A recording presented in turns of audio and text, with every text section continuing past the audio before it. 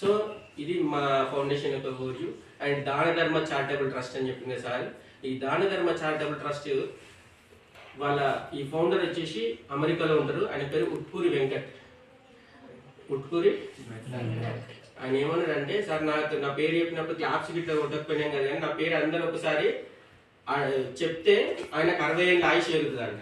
So ఇప్పుడు ఈ foundation పేరు చైర్మన్ ఓనర్ ఎవరండి? ఉట్కూరి వెంకట్ గారు.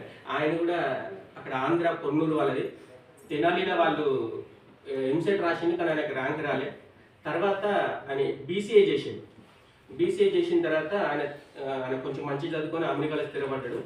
ఆయన ట్రావెల్ ఆయన ఏం నేర్చుకున్నాడు అంటే, ఆయన హాస్టల్లో ఉండి చదువుకున్నప్పుడు ఆయనతో ఉన్న పిల్లలు తినడానికి కానీ డబ్బు లేక ఇబ్బంది పడేది. ఆ టైం నుంచి ఆయన కొంచెం ఈ చారిటీ అనేది చేసి ఉండేది. ఆయన అమెరికాకు పోయిన తర్వాత ఏం చేయాలి అనేది ఆయనకు ఒక క్వశ్చన్ మార్క్ వచ్చింది. డబ్బులు ఉన్నాయి, తెలివి ఉంది, అన్నీ ఉన్నాయి, కానీ నేను ఏం చేయాలనే ఆలోచనతో ఈ దేశం కోసం, ఈ ధర్మం కోసం, నేను పుట్టిన గడ్డ కోసం, నేను పుట్టిన మట్టి కోసం ఏదైనా చేయాలని ఒకటి సంకల్పించుకొని దాన ధర్మ చారిటబుల్ ట్రస్ట్ స్టార్ట్ చేసింది. వాళ్ళు ఎవ్రీ ఇయర్ పేద పిల్లలకి ఏదైతే అవసరం ఉంటాయో నీడ్స్ వాటిని తెలుసుకొని వాటిని అందిస్తూ ఉంటారు. ఫుడ్ డొనేషన్ కానివ్వండి, హెల్త్ క్యాంప్సే కానివ్వండి, చదువుకు డబ్బులే కానివ్వండి, ఇట్లా అందిస్తుంటారు. అట్లనే ఊర్లలో ఉన్న చిన్న చిన్న టెంపుల్స్ ఏవైతే మరుగునబడి ఉండి వాటికి ఆధారంగా మోచుకొని ఉంటాయో అట్లాంటి టెంపుల్స్ కూడా వాళ్ళు డొనేట్ చేస్తూ ఉంటారు. అట్లాంటి మీలాంటి యంగ్స్టర్స్ కూడా ఏదైతే చిన్న చిన్న నీడ్స్ ఉంటాయో వాటిని కూడా ప్రొవైడ్ చేస్తూ ఉంటారు. ఈరోజు ఎగ్జామ్ ప్యాడ్స్ అనేది 10th క్లాస్ పిల్లలకి అందరికి కలిపి ఆంధ్ర తెలంగాణలో కలిపి 5,000 మంది విద్యార్థులకు ఇస్తున్నాం. అందులో ఇది ఒక స్కూల్. సో ఇది వెంకట్ గారిది. సో తను నన్ను ప్రోత్సహించి వాళ్ళ ఫౌండేషన్ ద్వారా కూడా కొన్ని చేసే యాక్టివిటీస్ని నన్ను కనెక్ట్ చేసి చేయమన్నాడు. కాబట్టి ఆ ప్రోగ్రామ్తో ఇక్కడికి వచ్చింది. ఓకేనా, ఇది మా హిస్టరీ అండి. ఇక్కడెక్కడైనా నా స్పీచ్ మీకు బోర్ అనిపిస్తే మీరు ఒక క్లాప్ కొట్టండి, నేను పక్కకు జరిగిపోతాను.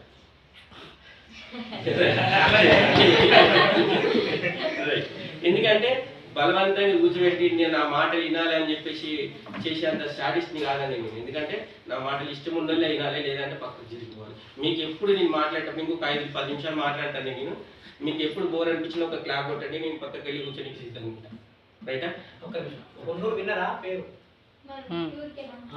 Very good. మన ఊర్లో వచ్చినప్పుడు పోయా, పొన్నూరు నుంచి వచ్చినాం. గుడ్. ఇప్పుడు ఇంతకుముందు నేను అడిగిన కదా క్వశ్చన్, అవునా? క్వశ్చన్ ఆన్సర్ చెప్తే ఎంత ప్రైజ్ అని చెప్పిన 200 అని కదా. సో నేను ఏమనుకుంటున్నా అంటే డబ్బులతో గొలవకండి, నా ప్రేమ అనుకున్నాను. ఏదో 200 అని అట్లా అనుకోకండి. నేను